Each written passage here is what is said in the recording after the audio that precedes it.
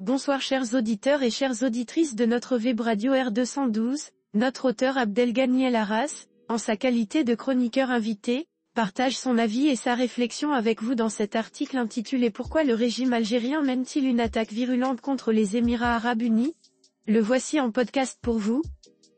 Selon plusieurs sources médiatiques internationales, plusieurs facteurs stratégiques expliquent l'escalade verbale et diplomatique entre l'Algérie et les Émirats Arabes Unis, dans un contexte de recomposition des équilibres géopolitiques en Afrique du Nord et au Sahel.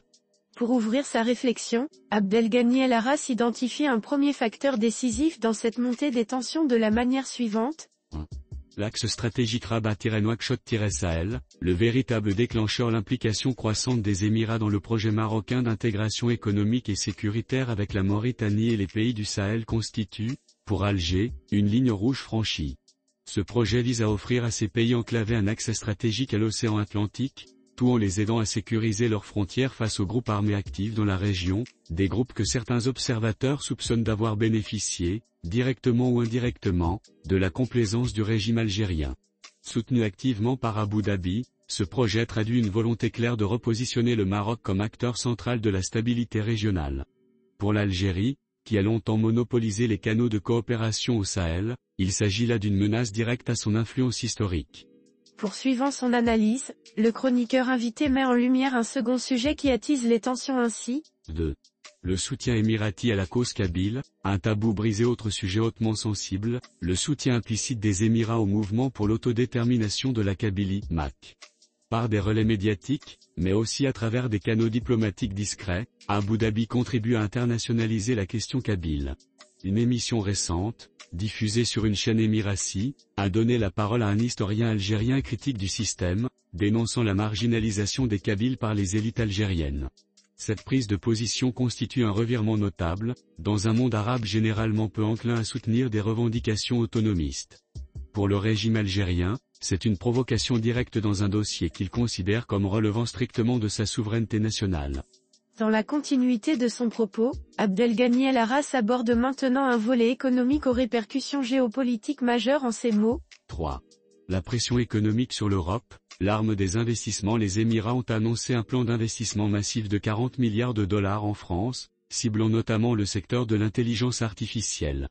Cet engagement vise à ancrer durablement la position française favorable à la souveraineté marocaine sur le Sahara, tout en neutralisant les pressions algériennes. Par ailleurs, Abu Dhabi manifeste un intérêt stratégique pour la principale entreprise gazière espagnole, ce qui s'inscrit dans la perspective du projet de gazoduc Maroc-Nigeria.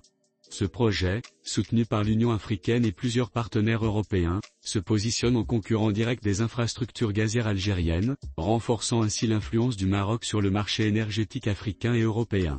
L'auteur enrichit sa démonstration en portant son attention sur les rapports entre Washington, Rabat et Abu Dhabi, face à une diplomatie algérienne en difficulté ainsi. 4. Le lobbying émirati à Washington et l'échec algérien sur le front américain, les Émirats mènent une diplomatie économique offensive, avec l'annonce d'investissements colossaux de 1400 milliards de dollars sur 10 ans. En contrepartie, Abu Dhabi plaide activement pour une reconnaissance accrue de la souveraineté du Maroc sur le Sahara. Face à cela, l'Algérie est tentée de convaincre Washington en vantant ses richesses en hydrocarbures et en terres rares, tout en proposant des contrats avantageux à des entreprises américaines. Ces efforts ont été vains, d'autant plus que même les tentatives du Qatar, pourtant proche d'Alger, pour freiner les avancées diplomatiques marocaines auprès de l'administration Trump ont échoué. Le soutien américain à la position marocaine continue de se consolider, au détriment de la stratégie algérienne. Enfin, Abdelghany El Arras conclut son article en mettant en perspective l'ensemble des éléments analysés en ces termes. L'agressivité médiatique et politique du régime algérien à l'encontre des Émirats Arabes Unis s'inscrit dans une logique de crispation face à des mutations géopolitiques profondes. En s'alignant résolument sur la stratégie régionale du Maroc, les Émirats Arabes Unis contribuent à redessiner les équilibres d'influence en Afrique du Nord et au Sahel, aux grandes dames d'un pouvoir algérien de plus en plus isolé. Chers auditeurs de la web radio R212, merci d'avoir été à l'écoute de ce podcast et de partager avec nous ce moment d'échange et de découverte. Votre présence et votre fidélité sont notre plus belle récompense. On se dit à très bientôt, si vous le voulez bien. Avec toute notre gratitude, l'équipe de R212.